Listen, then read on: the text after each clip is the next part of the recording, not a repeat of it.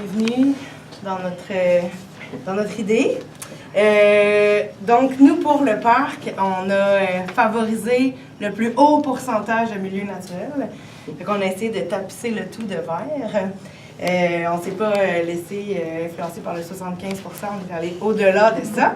On a intégré à ce milieu naturel-là des sentiers qui sont multiservices, que vous voyez en orange. Puis au cœur de tout ça, il y a un milieu humide pour venir favoriser une biodiversité différente que juste un milieu forestier. Il faut vous imaginer que c'est un milieu forestier autour. Et les sentiers passent en passerelle sur le milieu humide qui permettent, par exemple, l'observation de la biodiversité, mais aussi intégrer l'éducation là-dedans et ça. Puis multiservices, on inclut autant les piétons que les vélos. Puis c'est praticable aussi, donc accessible pour tout le monde. 4 saisons aussi, parce que c'est quand même intéressant de pouvoir venir faire un peu de ski de fond, de raquettes dans le quartier en hiver autant qu'en profiter l'été. Ensuite, intégrer à ça la conservation, peut-être quelques petits habitats aménagés pour les animaux, des nichoirs, des hibernacles, des choses comme ça. Puis on a tout tassé les installations, tout ce qui était aménagé de l'autre côté de la petite rue, pour venir fragmenter le moins possible le milieu naturel. Fait que là, vous voyez, là-bas au bout, un chalet d'accueil probablement avec une aire de jeu, pique-nique peut-être aussi, puis un stationnement pour les vélos et peut-être 1 ou 2 espaces pour un véhicule, mais pas trop. Juste limiter le plus possible. Je pense que c'est pas mal ça pour le parc en tant que tel. Ensuite, pour le lien nord-sud, on voulait le limiter le plus possible. Donc, l'idée qu'on s'est arrêté dessus, c'était d'emmener le passage jusqu'à la mi-falaise. Pourquoi? Parce qu'on voulait favoriser ce lien-là comme une bande verte, dans le fond, où les animaux puissent aussi passer. Donc, partager l'espace autant avec la biodiversité. J'ai dit les animaux, mais ça peut être aussi la dissémination des plantes, des choses comme ça.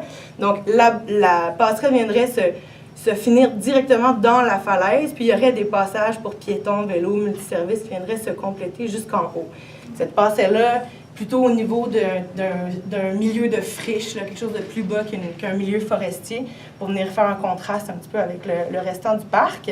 Puis, une autre chose qui est dans cette passerelle-là, on essaierait de limiter le plus possible son impact sur le parc en bas, donc elle pourrait être le moins long possible. On l'a fait assez long, mais quand même le moins long. Puis être intégré et en bas et en haut. Fait venir aménager en haut une entrée aussi, c'est très important. Puis venir la faire connecter en bas avec le passage qui traverse le canal de la Chine, puis venir connecter avec la piste cyclable aussi, en bas.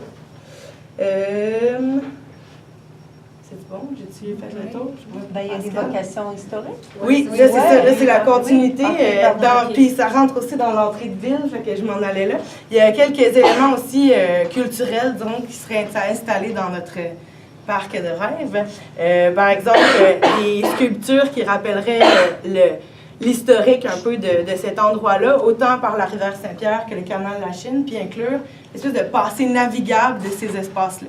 Fait que venir faire une espèce de parcours avec des installations sculpturales qui rappellent toutes sortes de types de bateaux qui ont été utilisés, autant le canoë que la barge, que le bateau de plaisance, qui pourraient venir être installés sur la dalle parc, ou enfin le lien, et aussi à travers le parc.